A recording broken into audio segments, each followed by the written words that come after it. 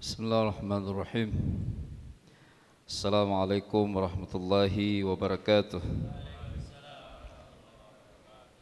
Innal hamdalillah nahmaduhu wa nasta'inuhu wa nastaghfiruhu wa nastahdihi wa na'udzu billahi min shururi anfusina wa min sayyiati a'malina may yahdihillahu fala mudilla lahu wa may yudlil fala hadiya lahu. Asyhadu an la ilaha illallah wahdahu la syarika lahu wa asyhadu anna Muhammadan abduhu wa rasuluh sallallahu alaihi wa ala alihi wasallam la nabiyya ba'dah amma ba'd. Ikhwatal iman, jamaah salat zuhur yang dimuliakan Allah Subhanahu wa taala, surah Al-Mujadilah. Surah debat. Debat atau dialog. Jadi ada jidal, ada mujadilah. Ada hiwar, ya. Terlalu naif kalau kemudian gagal membedakan mana dialog, mana debat. Hari ini sebagian orang kalau diajak ngomongin agama, dia bilang saya nggak mau debat. Siapa yang mau debat? Orang ajak ngobrol. Gimana kalau kita lamar anak gadis orang, kata ayahnya, saya nggak mau debat. Repot kan? Iyalah. Nawar barang, kata yang jualan, saya nggak mau debat. Repot. Masa urusan agama saya nggak mau debat? Siapa yang mau debat? Kita mau ngobrol. Dalil Anda soheh nggak? Kalau dalil Anda soheh, sumbernya dari mana? Kalau Anda nggak bisa nyebut sumber, Anda ngeklaim doang soheh, jangan-jangan saya yang soheh. Kan rileks, rahimakumullah. Semoga kita semua terbuka hatinya untuk dialog. Al-Quran dipenuhi dengan dialog. Allah, Masya Allah, Allah dialog sama Nabi, Nabi dialog sama umat, umat dialog antar umat. Bahkan dalam Al-Quran ada surah Al-Mujadilah. Kata ulama tafsir artinya, kalau ada orang Islam gak suka dialog, jangan-jangan dia gak Islam. Muslim, anti-Islam. Di antaranya karena dia Muslim, anti dialog. Bahasa bebasnya dialog itu ngobrol, diajak ngobrol, masa nggak boleh? Rahimakumullah, kan begitu ngobrol semuanya mencair, apalagi kalau ditemani kopi pahit. Rahimakumullah. Baik, Al-Mujadilah antara Khawlah binti Tha'labah sama suaminya Us bin Somit. Ada di tradisi Arab itu, Bapak, dia kalau mau disebel nih sama istrinya nih, anta alayya kadahri ummi. Di suami ngomong ke istrinya, mak, bu, beb misalnya, kamu punggungmu untukku seperti punggung emakku untukku. Ya, jadi menyetarakan istri sama emak. Kalau didengar sekilas kayak bagus saja, baik-baik aja, ya kan? Kayak kita sayang ke emak sebagai anak nih, laki-laki sayang emak, begitulah sayang saya sama istri. Oh ternyata nggak boleh. Kenapa rahimakumullah? Sindiran halus tapi kejam. Ya sayang ke emak, sayang anak ke orang tua. Maka sayang istri, sayang anak ke orang tua, bedalah. Sayang istri, tidur bareng, tempat menyalurkan syahwat, tempat hidup bersama dan seterusnya. Sayang emak kan bukan tentang itu, rahimakumullah. Maka ini sindiran halus tapi kejam. Nah dulu ini sering dipraktekkan di jahiliyah. Jadi kayak biar nggak langsung terang-terangan, udah kamu nggak usah lagi di sini, nggak gitu. Tapi ngomongnya, kamu bagiku seperti punggung emakku. Wah. Nah, dulu namanya disebut dengan istilah dihar. Dihar itu duhur, ini kita baru sholat duhur kan. Kenapa dibilang sholat duhur? Sholat punggung. Karena matahari sudah tergelincir, sudah ada punggungnya, udah mulai ada bayangnya. Jadi kalau lurus banget nggak ada bayang kan belum masuk duhur, udah melincir dikit udah ada bayang duhur. Nah dihar punggung, karena dia bilang punggung istrinya bagi dirinya seperti punggung emaknya. Apa konsekuensi hukumnya? Jatuh talak, rahimakumullah, talak satu. Tapi ini tercela masalahnya, dosa, ada kifaratnya. Kifaratnya bebaskan budak, baru boleh nyatu lagi. Gak punya duit atau gak punya budak sekalian, berarti puasa berturut-turut 2 bulan, mutatabi'an, mutatalian, nggak kuat juga, rahimakumullah kasih makan orang miskin 60 orang, rahimakumullah, sittina miskina. Maka Bapak terus debatnya, dialognya di mana? Nah ini dialognya Bapak. Nanti Bapak-bapak baca sendiri ayatnya ya, biar waktu kita cukup. Kan suami ngomong gitu kan, biasalah ibu-ibu, ini direkam ya. Semoga istri saya nggak nonton rekaman ini, kan repot juga kita. Ya begitu suaminya ngomong gitu, spinning kan? Spinning apa spinning, pokoknya muter-muter lah kepalanya, marah dia sama suaminya. Kok begitu? Namanya suami kan kadang mungkin capek kerja atau apa, spontan. Sebenarnya nggak keluar dari hati terdalam, akhirnya minta maaf.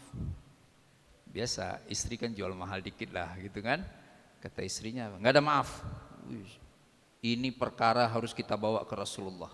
Masya Allah, biasa ibu-ibu gitulah. Begitu sampai ke Rasulullah lain lagi ceritanya.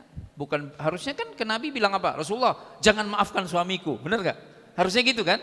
Enggak, datang ke Nabi bilang apa? Rasulullah dia mentiharku, tapi kan semua anak-anakku darinya, nah, dia memberiku anak dan seterusnya, aku masih mencintainya. Rasulullah minta sama Allah agar aku bisa balik lagi. Ya salam.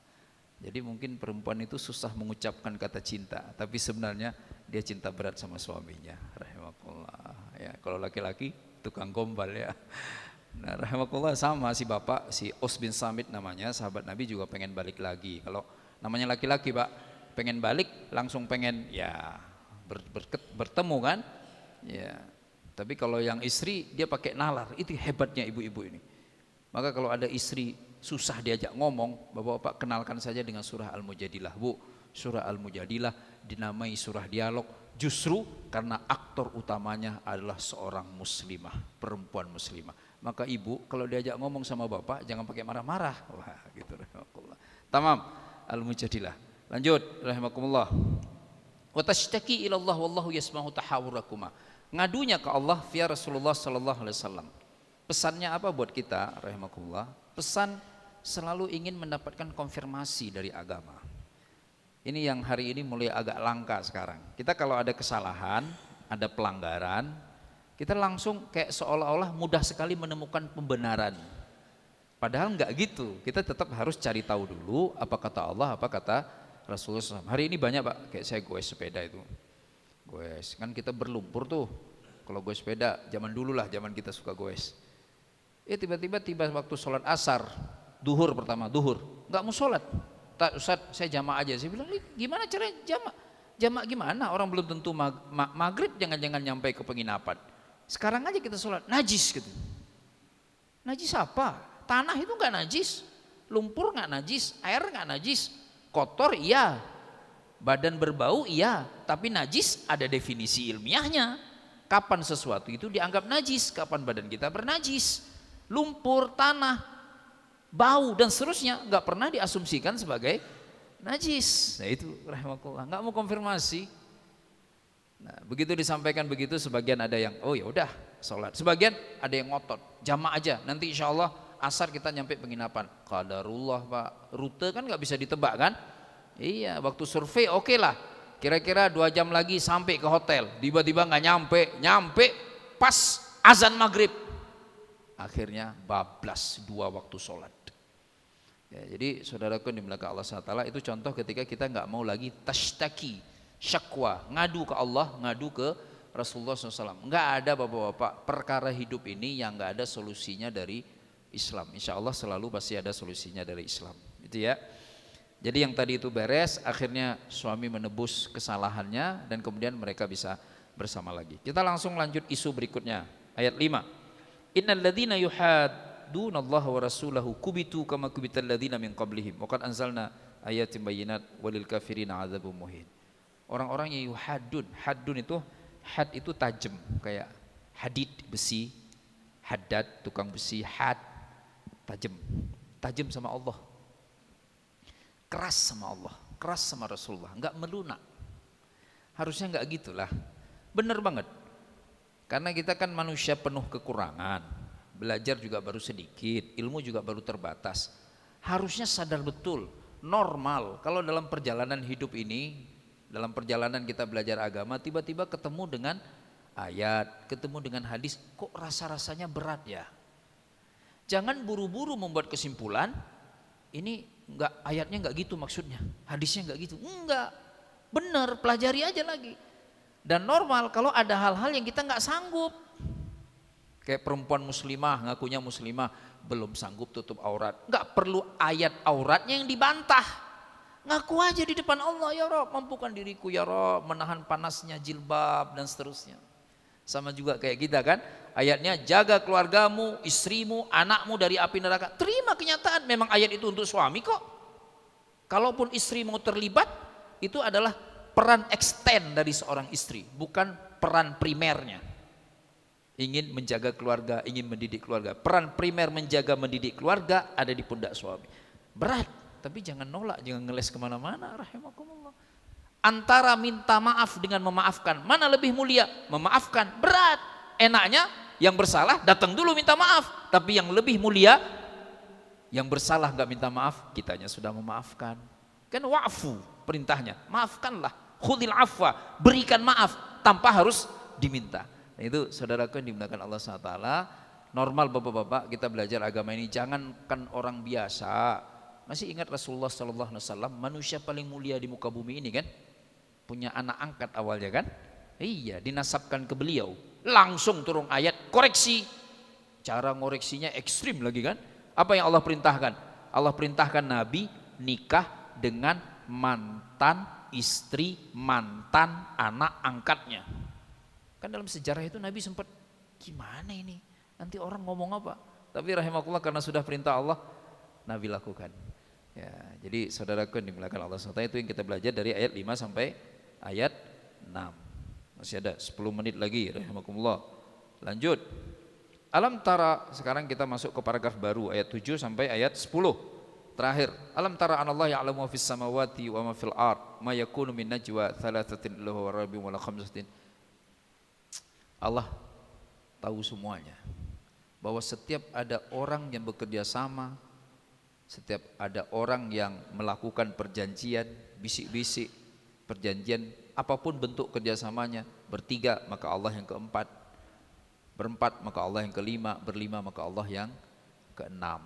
Rahimakumullah. Ini sebenarnya kita sadar betul itu, nggak ada yang bisa disembunyikan dari Allah Subhanahu wa ta'ala. Anehnya kita kadang-kadang suka lupa bapak-bapak, seolah-olah bisa menyembunyikannya dari manusia yang lain, ya kan. Jadi kayak kerjasama nih, kita berempat, bertiga aja misalnya, A, B, C, tiba-tiba si A ngomong sama B, terus dia merasa apa? C nggak tahu. Lah gimana caranya C nggak tahu? Orang mereka bertiga, aslinya mereka berempat sama Allah. A, B ngobrol berdua, C nggak dikasih tahu, C dikasih tahu sama Allah. Berasa kok sama si C. Kenapa ya? Tadinya rencananya kerja bertiga, kok kayaknya saya nggak dilibatin. Kok kayaknya nih beda nih. Kok C tahu? Allah Subhanahu wa ta'ala. Sama Pak, kontrak kerja mau saya di pesantren atau di kampus, bapak-bapak di tempat kerja, Allah tahu itu. Ya, siapa yang nggak jujur, rahimakumullah.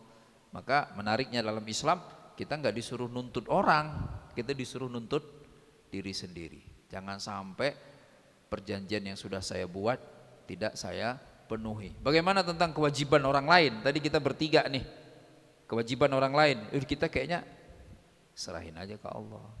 Hadis Pak, itu bukan kata saya.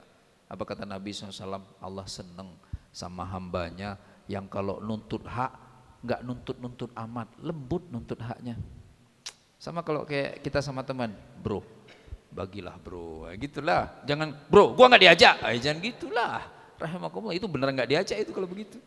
Ya lembut aja kan nuntut hak. Soheh, malam Jumat, ya nggak? Mana bisa kita keras-keras ngegas, kabur lah. Masih lembut-lembut, baru kemudian haknya diberikan. Ini ada yang nggak nyambung, mudah-mudahan semuanya nyambung. Rahimakumullah. Berikutnya, saudaraku yang dimuliakan Allah Subhanahu wa ta'ala. Lanjut ya, ayat 8. Alam tara ilal ladzina nuhu 'anin najwa thumma ya'uduna lima nuhu anhu yatanajawna bil itsmi wal 'udwan wa ma'siyatir rasul. Dulunya dilarang bisik-bisik. Balik lagi. Bisik-bisiknya, kontennya dosa, bermusuhan dan maksiat. Nah itu Bapak-bapak, jangan ada bisik-bisik yang kontennya dosa. Mohon maaf ya Bapak, kalau Bapak sini soleh semua lah insya Allah. Ini kan nih alat bisik-bisik nih, bahaya nih Pak. Kita kan ada grup misalnya kan, grup masjid apa nih?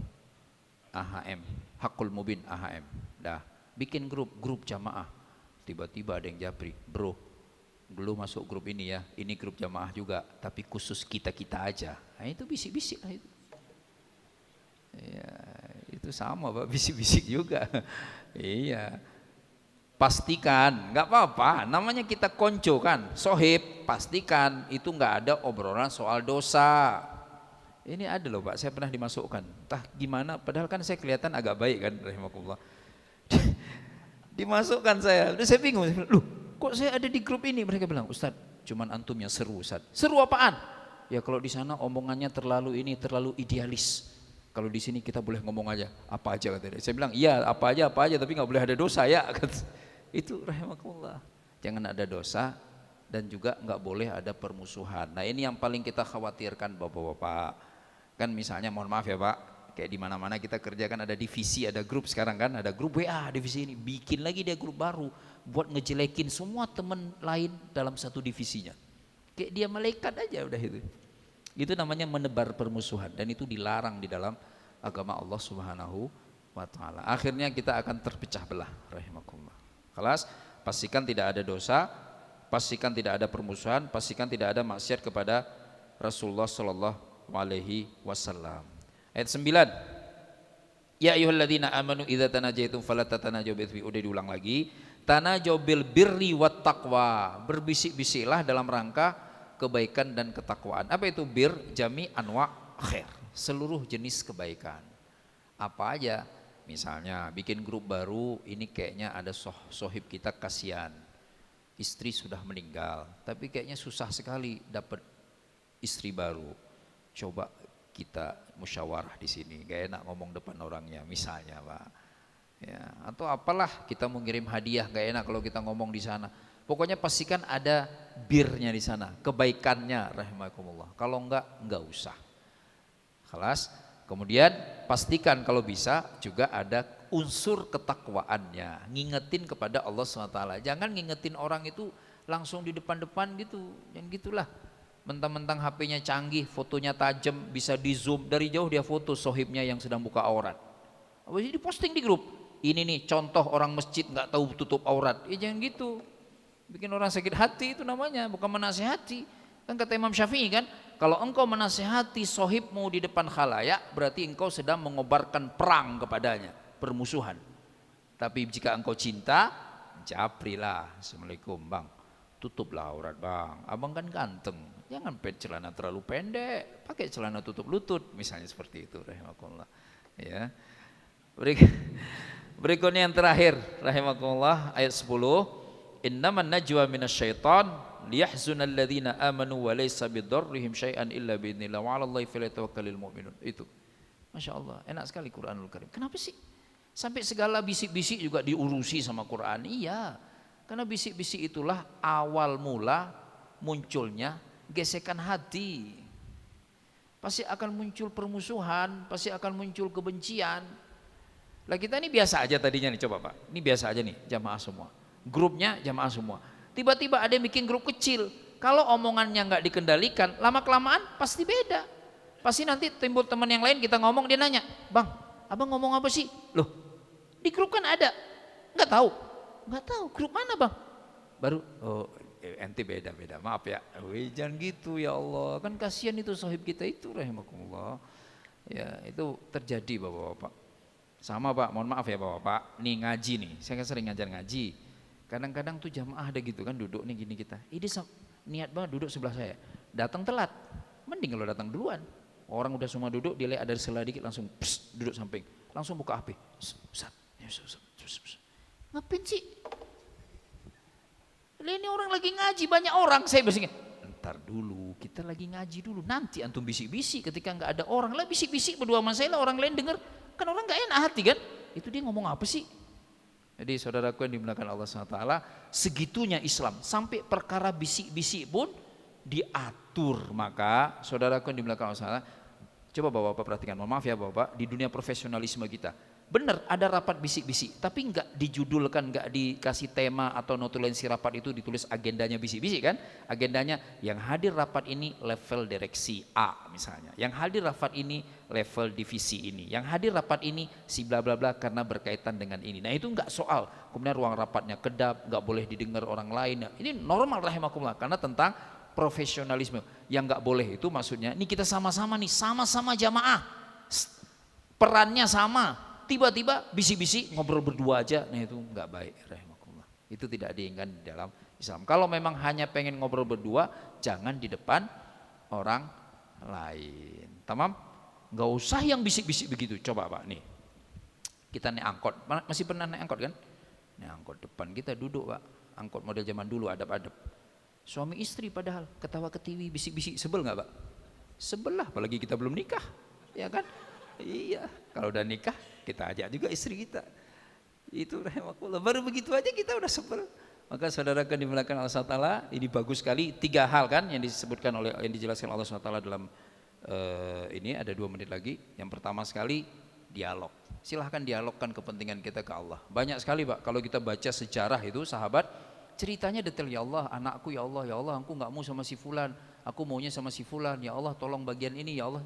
Itu berdialog sama Allah SWT dan termasuk dorongan agar kita mau mengkonfirmasi apapun. Kemudian yang kedua, saudaraku yang dimuliakan Allah SWT, jangan keras sama Allah, melunaklah sama Allah. Dan kita sudah ingetin kan, udah ngalah aja lah, beliau kan pimpinan Anda, normal lah. Masa sama pimpinan ngalah sama Allah ngelawan? Kan aneh itu namanya rahimakumullah. Ngalah aja sama Allah. Ya Allah nggak kuat ya Allah salat zuhur di masjid, kenapa ya Allah? Apa setanku kebanyakan? Nah gitulah, jujur aja. Nggak usah bilang sholat duhur nggak usah di masjid, bisa sendiri, nggak usah gitu. Allah jangan dilawan. Yang ketiga, saudaraku yang dimuliakan Allah SWT, jangan bisik-bisik. Kalau memang mau ngomong berdua, karena memang kita sedang cuma berdua. Soheh, ini pergi bareng, naik mobil berempat. Lah dia berdua ngomong aja bisik-bisik. Kalau saya nyetir saya tabrakin aja itu. Ya, gimana sih? Jalan berempat yang ngobrol berempat lah. Semoga Allah ridha, Allah sayang sama kita semua Bapak-bapak, termasuk sama perusahaan tempat Bapak-bapak berkarir. Mudah-mudahan insya Allah makin hari makin lebih baik lagi. Demikian yang bisa disampaikan, mohon maaf jika ada kesalahan. Kita tutup dengan kafaratul majlis. Subhanakallahumma bihamdika asyhadu an la ilaha illa anta astaghfiruka wa atubu ilaik. Billahi taufiq wal hidayah. Assalamualaikum warahmatullahi wabarakatuh.